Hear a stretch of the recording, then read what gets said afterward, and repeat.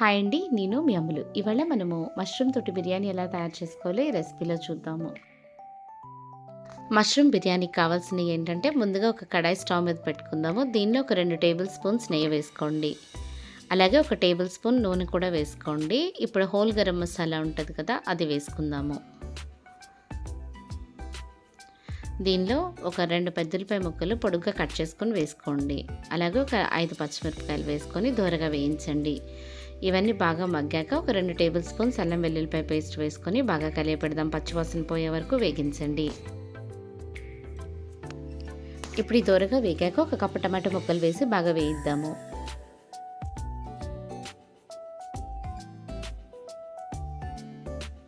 కొన్ని పుదీనా ఆకులు వేసుకోండి, కడిగి పెట్టుకున్నాయి. ఇవి బాగా వేగాక మనం ముందుగా సిద్ధం చేసి పెట్టుకున్నటువంటి బిర్యానీ మసాలా నేను ఇంట్లోనే తయారు చేసుకుంటాను. మీకు రెసిపీ తొందరలో పెడతాను, చూసుకుందరు. కానీ కొంచెం పసుపు, అలాగే మీకు తగినంత ఉప్పు వేసుకోండి. ఇప్పుడు అవన్నీ బాగా కలియపెట్టుకొని ముందుగా నానబెట్టుకుని కడిగి పెట్టుకున్నటువంటి బాస్మతి బియ్యాన్ని వేసి ఇప్పుడు ఒకసారి కలియపెడదాము. ఇక్కడ నేను 2 గ్లాసులు బాస్మతి బియ్యం తీసుకున్నాను. దానికోసం ఏంటంటే గ్లాస్కి వచ్చేసి గ్లాసున్నర నీళ్ళు వేసుకోవాలన్నమాట. సో అందుకని ఇక్కడ నేను 3 గ్లాసులు నీళ్ళు వేసాను. ఇప్పుడు బాగా కలియపెట్టి ఉప్పు ఒకసారి చెక్ చేసుకొని మనము మూత పెట్టి మీడియం ఫ్లేమ్లో పెట్టి ఉడికించుకుందాం దీన్ని. మనకి మష్రూమ్స్ వల్ల ఏంటంటే ఇవి లో క్యాలరీ, అలాగే ప్రోటీన్ రిచ్ అనమాట.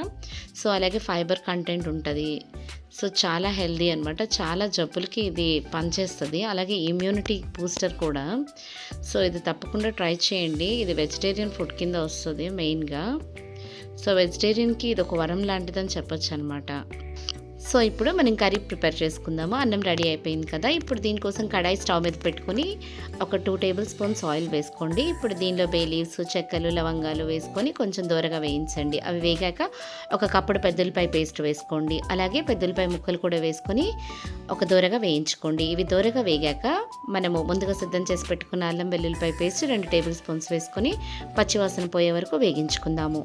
అలాగే ఒక 2 టమాటాలని పేస్ట్గా చేసుకొని దీన్ని కూడా వేసుకొని కలియబెట్టి పచ్చివాసన పోయే వరకు వేయించండి. ఇప్పుడు మనం ఇందాక బిర్యానీ మసాలా సిద్ధం చేసుకున్నాం కదా, అది వేసి అలాగే ఒక చెంచా ధనియాల పొడి కూడా వేసి తగినంత ఉప్పు వేసుకొని కలియపెడదాము.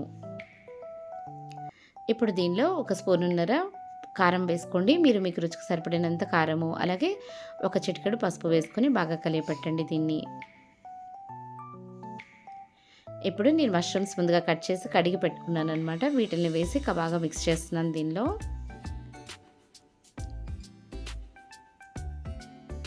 ఇప్పుడు మీడియం ఫ్లేమ్లో పెట్టి దీన్ని బాగా వేగనివ్వండి. ఇవి కొంచెం మగ్గాక ఒక గ్లాస్ వాటర్ పోసుకోండి. ఈ విధంగా ఇప్పుడు మూత పెట్టి ఒక 5 నిమిషాల పాటు దీన్ని ఉడకనివ్వండి మీడియం ఫ్లేమ్లో. ఇవి మూత తీసాక ఒక కప్పుడు పెరుగు వేసుకుందాము. పెరుగు వేయడం వల్ల ఏంటంటే ట్యాంగీనెస్ వస్తుంది అనమాట కర్రీకి. ఇంకా టేస్ట్ కూడా ఇంప్రూవైజ్ అవుతుంది. ఇప్పుడు దీనిలో ఒక గుప్పెడు పుదీనా ఆకులు వేసుకోండి. బాగా కలియపెట్టుకోండి. ఒక 5 మినిట్స్ ఉడకనివ్వండి. ఇప్పుడు దించుకునే ముందుగా ఫ్రై చేసి పెట్టుకున్నటువంటి ఆనియన్స్ని వేసుకుందాము. అలాగే గుప్పెడు కొత్తిమీర ఆకులు కూడా వేసుకొని ఇప్పుడు దించి పక్కన పెట్టుకుందాం కర్రీని. ఇప్పుడు మనం ముందుగా కుక్ చేసుకున్నటువంటి రైస్ ఉంది కదా, దాన్ని ప్లేట్లోకి సర్వ్ చేసుకుందాము. సో మష్రూమ్స్ వల్ల మనకి చాలా హెల్త్ బెనిఫిట్స్ ఉన్నాయంటే తప్పకుండా ట్రై చేయండి.